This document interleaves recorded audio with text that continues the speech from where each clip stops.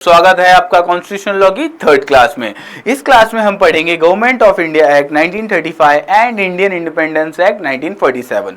Class को start करने से पहले एक रैपिड रिकैप कर लेते हैं प्रीवियस दो क्लासेस में। फर्स्ट क्लास में हमने जाना कैसे east India company India I and battle of Buxar के बाद में कैसे वो ट्रेडिंग कंपनी से टेरिटोरियल पावर बने। उसमें ट्रीटी ऑफ इलाहाबाद के बाद जैसे उन्हें दीवानी राइट्स मिले, उन्हें इंडिया के ऊपर गवर्नेंस स्टार्ट कर दी, टैक्स कलेक्ट करना स्टार्ट कर दिया था। फिर आया था रेगुलेटिंग एक्ट 1773। रेगुलेटिंग एक्ट का नाम रेगुलेटिंग एक्ट इसलिए पड़ा क्योंकि उन्हें रेगुलेट करना स्टार्ट किया था ईस्ट इंडिया कंपनी के फंक्शंस को एंड इंडिया में गवर्नेंस को। कैसे धीरे धीरे ब्रिटिश इंडिया एक्ट आया एंड लेटर डिफरेंट एक्ट्स आए। उसके बाद फर्स्ट वॉर ऑफ इंडिपेंडेंस के बाद ब्रिटिशर्स को ये रियलाइज हो गया था इंडिया को गवर्न करना अब इतना ईजी नहीं है, तो फिर ब्रिटिश क्राउन ने डायरेक्टली रिस्पॉन्सिबिलिटी अज्यूम करिए, खुद से गवर्न करना स्टार्ट हुआ। फिर आया हमारा government of India act 1958 and Indian council act 1861 and different acts आए। Model Minto reforms 1909, Montagu Chelmsford reforms 1919 and आज की क्लास में हम जानेंगे government of India act 1935। Government of India act 1935 बहुत ज़्यादा इंपॉर्टेंट इसलिए भी हो जाता है क्योंकि इस एक्ट ही एक बेस, एक स्केलेटन मिला हमारी कॉन्स्टिट्यूशन असेंबली को, जिसके बेसिस पे अब वो कॉन्स्टिट्यूशन ड्राफ्ट करने वाले थे। तो गवर्नमेंट ऑफ इंडिया एक्ट के काफ़ी सारे प्रोविजंस को यूज़ किया गया है हमारे प्रेजेंट डे कॉन्स्टिट्यूशन में। जब गवर्नमेंट ऑफ इंडिया एक्ट 1935 आया था तो उसमें 321 सेक्शंस थे एंड 10 शेड्यूल्स थे। आज के टाइम हम कॉन्स्टिट्यूशन में आर्टिकल्स को रेफर करते हैं, उस टाइम पे सेक्शंस यूज़ किए गए थे। तो फर्स्ट मेजर प्रोविजन जो लेके आया गया था इस एक्ट में वो ये था कि ऑल इंडिया फेडरेशन बनाई गई, एस्टेब्लिश की गई, जिसमें प्रोविंसेस एंड प्रिंसली स्टेट्स को ऐसे डिफरेंट यूनिट्स माना गया एंड इसी एक्ट के अंडर 3 लिस्ट प्रोवाइड की गई थी। फर्स्ट लिस्ट थी हमारी फेडरल लिस्ट, सेकंड थी प्रोविंशियल लिस्ट, थर्ड थी concurrent list.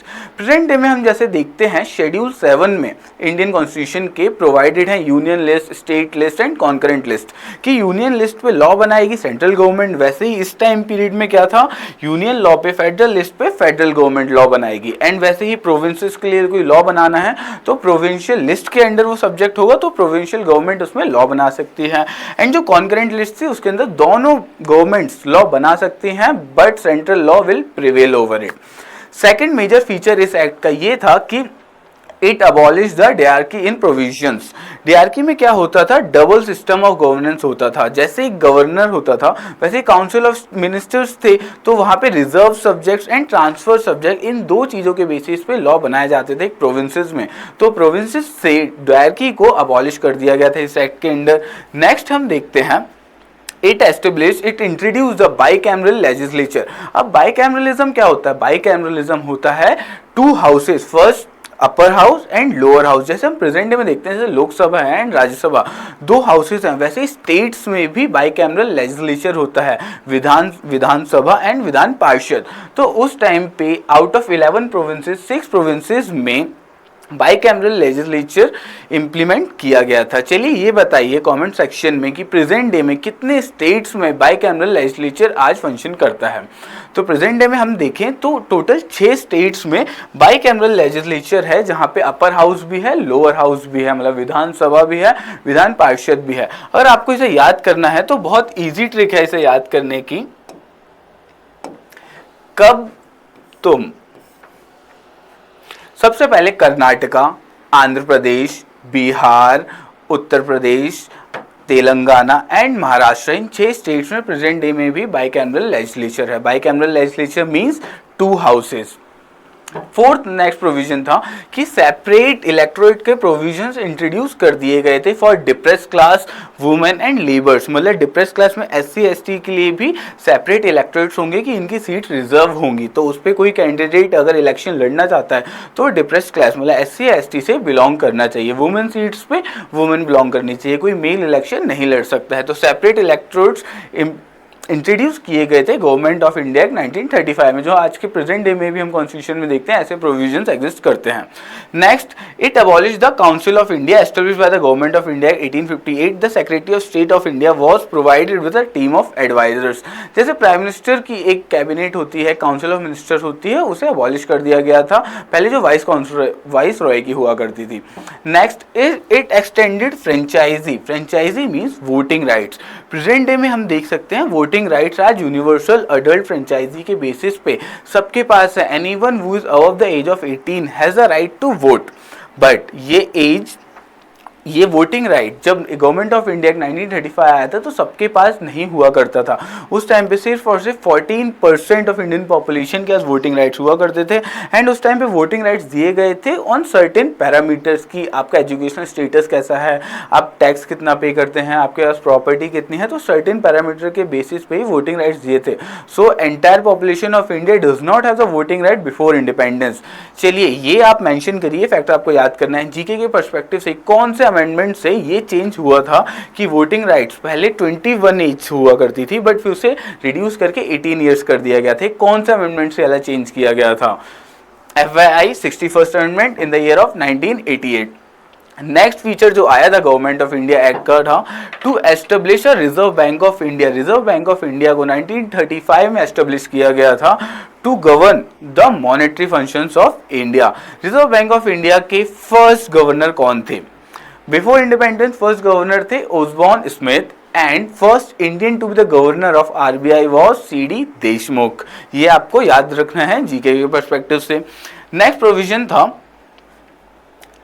It provided for the establishment of Federal Public Service Commission and State Public Service Commission। जैसे आज सिविल सर्वेंट्स को अपॉइंट करने के लिए यूपीएससी सिविल सर्विसेज का एग्जाम कंडक्ट कराती है, वैसे ही स्टेट्स में भी सिविल सर्वेंट्स के लिए एग्जाम होता है। उस टाइम पीरियड पे एक सेपरेट कमीशन एस्टेब्लिश किया गया फॉर स्टेट्स ऑल्सो। आप जरूर मेंशन किए कौन से आर्टिकल के अंडर यूपीएससी का एस्टेब्लिशमेंट है। नेक्स्ट देखते हैं, it provided for the establishment of a federal court which was set up in 1937। 1937 में फेडरल कोर्ट का एस्टेब्लिशमेंट किया गया। फेडरल कोर्ट जैसे आज हम सुप्रीम कोर्ट देखते हैं तो फेडरल कोर्ट को अबॉलिश कर दिया गया। लेटर ऑन वही कंटिन्यू हुआ 1950 से हमारा सुप्रीम कोर्ट ऑफ इंडिया। एक मेजर फीचर जो चेंज आप देखते हैं 1935 एक्ट में कि बुर्मा, म्यांमार का प्रीवियस नेम बुर्मा हुआ करता था, म्यांमार को इंडिया से सेपरेट करके एक इंडिपेंडेंट कंट्री डेवलप कर दिया गया था उस टाइम पे। अगर 1935 में म्यांमार को इंडिया से रिमूव नहीं किया होता तो प्रेजेंट डे इंडिया में आज म्यांमार भी इंडिया का पार्ट होता। तो ब्रिटिश इंडिया का म्यांमार एक टेरिटरी हुआ करती थी, आप देख सकते हैं। कभी हिस्ट्री की क्लास में अपन डिस्कस करेंगे कैसे म्यांमार को क्यों इंडिया से सेपरेट किया गया 1935 में। ब्रिटिशर्स का मेन रीजन ये था, कहना था कि फॉर द बेटर गवर्नेंस और administration of the territory, but such हम जानेंगे कभी दूसरी क्लास में। नेक्स्ट पॉइंट देखते हैं, it provided for the establishment of federal railway authority. Railways के लिए एक सेपरेट अथॉरिटी एस्टेब्लिश की गई थी जिसमें रेलवेज के फंक्शंस को मैनेज किया जाएगा। उसके अलावा एक फंक्शन हम देख सकते हैं कि ऑडिटर जनरल ऑफ इंडिया की एक पोस्ट को एक डेवलप कर दिया गया था, एस्टेब्लिश किया गया था ऑडिटर जनरल। अब प्रेजेंट डे में हम देखते हैं controller auditor general of India CAG, वो वही पोस्ट थी जो आगे इंडिपेंडेंस के टाइम, इंडिपेंडेंस के बाद डेवलप होकर CAG की अथॉरिटी बनती है। चलिए ये आप बताइए CAG कौन से आर्टिकल के अंडर अपॉइंट होते हैं? आगे देखते हैं। इसके बाद आया था 1935। अगर हम हिस्ट्री जाने तो हिस्ट्री का भी हम हिस्ट्री की क्लास में कवर करेंगे, कैसे फ्रीडम मूवमेंट हुई, कैसे हमें इंडिपेंडेंस मिली। बट अभी प्रेजेंट क्लास में हम सिर्फ और सिर्फ कॉन्स्टिट्यूशन लॉ के पर्सपेक्टिव से जानेंगे इंडिया में कॉन्स्टिट्यूशन कैसे डेवलप हुआ, तो कैसे डिफरेंट एक्ट्स मैटर करते हैं। इंडिया को इंडिपेंडेंस मिली 1947 में, बट क्या ब्रिटिशर्स ने खुद से दे दी, कैसे मिली? फर्स्टली 20 फरवरी 1947, उस टाइम में ब्रिटिशर्स के प्राइम मिनिस्टर हुआ करते थे क्लेमेंट एटली, जिनने डिक्लेयर कर दिया था कि ब्रिटिश रूल इंडिया में अब एंड हो जाएगा। अब हम इंडिया को रेस्पॉन्सिबल हैंड्स में छोड़ देंगे, इंडिया खुद को गवर्न करेगा, अब ब्रिटिशर्स यहाँ से जाएंगे। कि उसके बहुत सारे रीजंस थे ब्रिटिशर्स को इंडिपेंडेंस देने के लिए। उसने डिसाइड किया था ब्रिटिशर्स ने कि 30 जून 1948 को हम इंडिया से चले जाएंगे। फर्स्ट टाइम सिचुएशन ऐसी डेवलप हुई कि ब्रिटिशर्स को पहले ही इंडिया छोड़ के जाना पड़ा। एक चीज़ आप कॉन्स्टिट्यूशन के पर्सपेक्टिव से याद रख सकते हैं कि Indian independence act British parliament में इंट्रोड्यूस हुआ था जुलाई 4, 1947 को, एंड जिसे रॉयल असेंट मिल गया था यूके के किंग क्वीन से जुलाई 18, 1947 को कि इंडिया अब एक इंडिपेंडेंट कंट्री है एंड वो खुद से गवर्न कर सकता है। एंड फाइनली 15 अगस्त 1947 को हम इंडिपेंडेंट हो गए थे। इस एक्ट में पहले तो हमारा क्रिप्स मिशन आया, फिर कैबिनेट मिशन आया, बट मुस्लिम लीग को इंडिपेंडेंस एक्सेप्टेड नहीं थी, वो राजी नहीं थे, वो खुश नहीं थे, सेटिस्फाई नहीं थे इंडिपेंडेंस के साथ में। तो फिर उस टाइम पे हमारे जो लास्ट वॉइसरॉय थे लॉर्ड माउंटबेटन, वो एक प्लान लेके आते हैं, माउंटबेटन प्लान। माउंटबेटन प्लान के अंडर ये था कि इंडिया को, ब्रिटिश इंडिया को डिवाइड कर दिया जाएगा टू सेपरेट टेरिटरीज, एक पाकिस्तान एक इंडिया की। मुस्लिम्स थे जो पाकिस्तान जा सकते हैं या इंडिया में भी रह सकते हैं, तो इसे टू नेशन थ्योरी बोला जाता है कि टू नेशन थ्योरी के बेसिस पे पार्टीशन हुआ था। बट वो हमारा हिस्ट्री का क्वेश्चन है, हम कॉन्स्टिट्यूशन में वो नहीं पढ़ेंगे आज। तो इंडियन इंडिपेंडेंस एक्ट पास होता है, तो इंडियन इंडिपेंडेंस एक्ट में क्या क्या गवर्न था, क्या क्या दिया गया था, वो हम जानते हैं। Firstly it ended the British rule in India and declared India as an independent and sovereign state from August 15, 1947। It provided for the partition of India in two separate territories, की जो भी प्रिंसली स्टेट, जो British province थी उन्हें तो उन्होंने अपने हिसाब से डिवाइड कर दिया था, बट जो भी प्रिंसली स्टेट्स थे उनके पास चॉइस थी कि आप डोमिनियन ऑफ इंडिया को ज्वाइन कर सकते हैं, डोमिनियन ऑफ पाकिस्तान को ज्वाइन कर सकते हैं। तो बहुत सारे स्टेट्स ने, प्रिंसली स्टेट्स ने इंडिया को ज्वाइन किया, कुछ ने पाकिस्तान को भी ज्वाइन किया। Later on it empowered the constitution assembly, कि अब ये दोनों कंट्री इंडिया और पाकिस्तान खुद के कॉन्स्टिट्यूशन से गवर्न करेंगे। तो कॉन्स्टिट्यूशन बनाने के लिए उन्हें प्रोविजन दे कि आप कॉन्स्टिट्यूशन असेंबली एस्टेब्लिश करिए, जो कॉन्स्टिट्यूंट असेंबली आपका कॉन्स्टिट्यूशन बनाएगी एंड उसके अकॉर्डिंगली आप गवर्न करेंगे। तो इंडिया की कॉन्स्टिट्यूंट असेंबली अलग बनी एंड पाकिस्तान की अलग बनी। तो उस टाइम पे और हम जानते हैं क्या क्या चेंजेस आए थे। It abolish the office of secretary of state for India and transferred his function to the secretary state for commonwealth affairs. Next, it proclaim the lapse of British paramountcy, ये सब पढ़ सकते हैं। Lastly, it granted freedom to the Indian princely states either to join the Dominion of India or Dominion of Pakistan to remain independent. It dropped the title of Emperor of India. पहले जो UK के king हुआ करते थे उनका title था कि emperor of India, इस टाइटल को अब रिमूव कर दिया गया था एंड अब से इंडिया उनकी टेरिटरी नहीं थी।